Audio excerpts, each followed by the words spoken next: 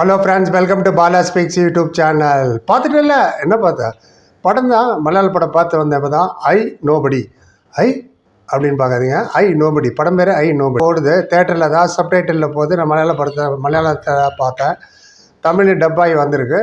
தேட்டரில் போய் நீங்கள் தாராளமாக பார்க்கலாம். ரைட், என்ன படம்? பிருத்திவிராஜ். அவர் தான் எல்லாமே வெர்சடைல் ஆக்டர். ஹீரோவா, வில்லனா, பேங்கராக வேலை பார்க்கணுமா, டாக்டரா, என்ஆர்ஐயா, காமெடியா, ஏன்னா எந்த ரோலுக்கு ஃபிட் ஆகக்கூடிய ஆள் பிருத்திவிராஜ் சுகுமாரன். Fantastic acting. தமிழ்லேயே நீங்கள் பார்த்துருப்பீங்களா, அபியும் நானும் அண்ட் வெள்ளித்திரை, இந்த மாதிரி படத்துலலாம் கலக்கியிருப்பார். ஹிந்தியில் கூட ரீசெண்டாக ஒரு படம் பார்த்தேன், படமையா சோட்டமையா.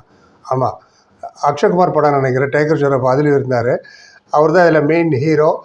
அண்ட் அவங்க ஒய்ஃபாக வராங்க பூ பார்வதி. அவங்க அப்படி தான் தெரிஞ்சதான் நிறைய பேருக்கு தெரியும். பார்வதி அவங்க வந்து ஆஸ் அ ஒய்ஃபாக வராங்க.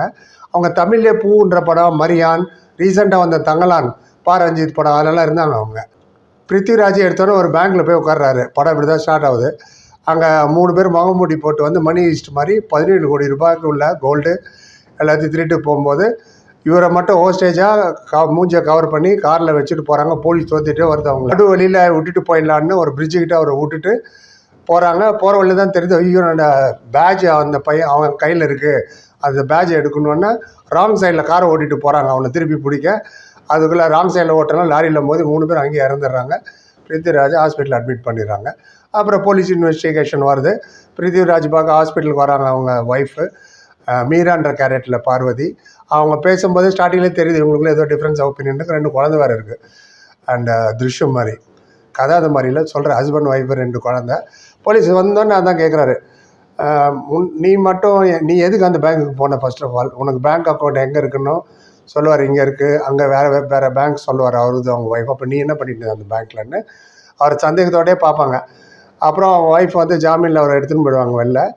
உடனே ஃபுல்லாக யூடியூப் வரவங்களாம் சுற்றிடுவாங்க. சுற்றி இவர் தான் முத்திரை குத்திடுவாங்க, இவர் தான் அந்த பேங்க்கு திருடினாரு, 17 கோடி எங்கே வச்சார் தெரில, அவர்கிட்ட தான் இருக்குது, கண்டுபிடிக்கணுன்னு. ரோட்டில் போகிறவன் வரவெல்லாம் அவரை மிரட்டுறான்.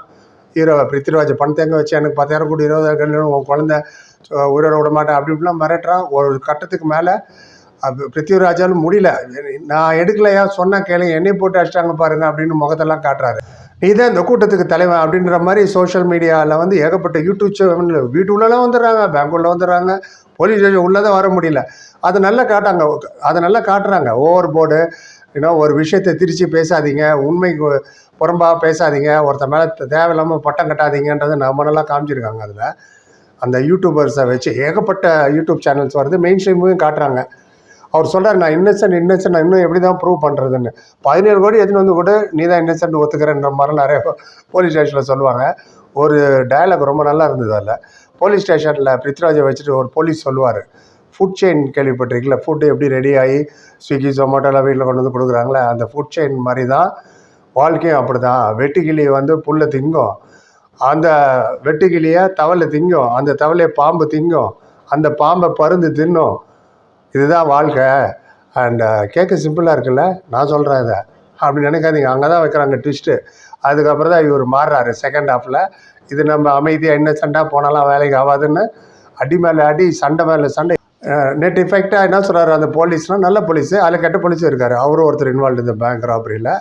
ஜாஸ்தி நான் ரிவீல் பண்ணல படத்தை, கண்டிப்பாக தேர்தலில் போய் பாருங்கள். அவர் சொல்லுவார், இந்த உலகத்தில் நீ நினைக்கிற மாதிரிலாம் வாழ முடியாது, நீ நினைப்ப இப்படி வாழணும்னு, சமுதாயம் ஒன்று அப்படி வாழ விடாது அப்படின்னும் போது இவர் தான் எல்லா சோஷியல் மீடியாவில் வந்தோன்னே இவர் வேலை பார்க்குற இவர் ஆஃபீஸ்லேயே எல்லோரும் இவர் வில்ல மாதிரி பார்ப்பாங்க. 17 கோடி இவர் தான் பேஸ் பண்ணிட்டார் பிறகுன்னு.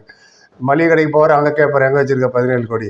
ஹோட்டலுக்கு போவார், பஸ்ஸில் போவார், எங்கே போனாலும் அவரே கேட்டு தொல்லை பண்ணி போலீஸ் ஹையர் அத்தாரிட்டி கூப்பிட்டு கேட்பாங்க. போலீஸில் என்னப்பா என்ன பண்ணிகிட்ருக்கு, என்ன சார்ஜ் ஷீட்டை தூக்கி போட்டு உள்ளான்னு. இல்லை சார், அவர் உண்மை தான் சொல்கிற மாதிரி தெரியுது அப்படின்னு ஒரு போலீஸு, நல்ல போலீஸு இருக்கார். அதில் பூ பார்வதி, அதான் அவங்க வந்து மீரான்ற கேரக்டர் அம்மாவா ஃபஸ்ட்டு, அப்புறம் தான் ஒய்ஃபுன்ற மாதிரி காட்டுறாங்க அந்த படத்தில். அதாவது ஃபேமிலிக்காக நான் என்ன வேணால். டைரக்டர் வந்து நிசாம் பஷீர் ரொம்ப நல்லா எடுத்திருக்காரு, ஆனால் கொஞ்சம் ரொம்ப நீளமாக எடுத்துட்டார். அண்ட் இவர் ஏற்கனவே ஒரு படம் 2022 மம்முட்டி வச்சு ஒரு படம் எடுத்தார், ரோசர்ச் நினைக்கிறேன் பேர். அதெல்லாம் பார்த்தீங்களா நீங்கள்? அதுவும் நல்லாயிருக்கும். அந்த டைரக்டர் தான்.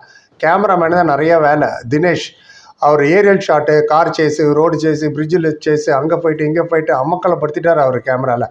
கதை கொஞ்சம் ஸ்லோவாக போனாலும் அந்த சேஸ் சீனில் எலிவேட் பண்ணுறாங்க பாருங்கள் கேமரா.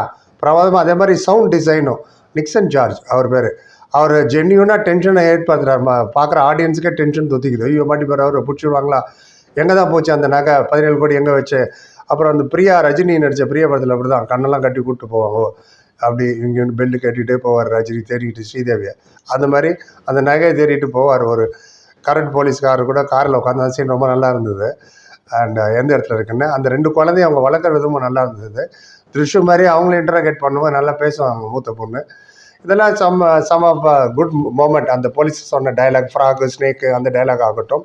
படம் தான் ரொம்ப லாங்கு, ஈஸியாக 30 நிமிஷம் கட் பண்ணியிருக்கலாம். ஸ்பெஷல் லிஃப்ட்டில் ஒரு ஃபைட் வருது.